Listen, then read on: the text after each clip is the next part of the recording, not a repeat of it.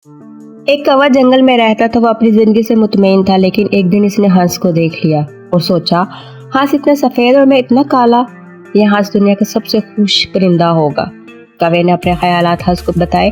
हंस ने कहा, असल में मुझे लगता था कि मैं सबसे ज्यादा खुश हूँ, जब तक मैंने तोता नहीं देखा था। तोते के पास दो मुख्तलिफ रंग है, अब मैं सोचता हूँ तोता सबसे ज्यादा खुश होगा। कौवा तोते के पास पहुंचा। तोते ने कौवे को बताया, मैं बहुत खुश जिंदगी गुजार रहा था, फिर मैंने मोर देखा। मेरे पास तो सिर्फ दो रंग है, जबकि मोर के पास कई रंग है। कौवा मोर से मिलने चिड़ियाघर जा पहुंचा।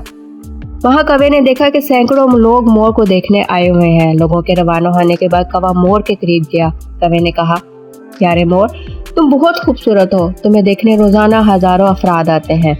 मुझे लगता है तुम दुनिया के सबसे खुश रहने वाले परिंदे हो।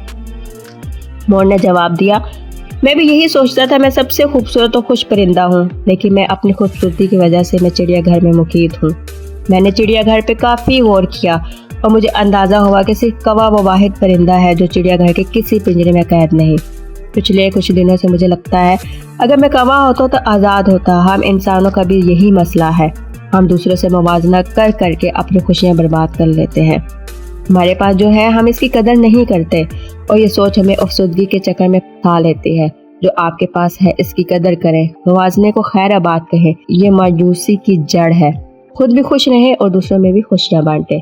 उम्मीद है कि आज की वीडियो आपको पसंद आई होगी। अगर वीडियो पसंद आई है तो वीडियो को लाइक कर दें और चैनल को सब्सक्राइब कर दें। Thanks for watching.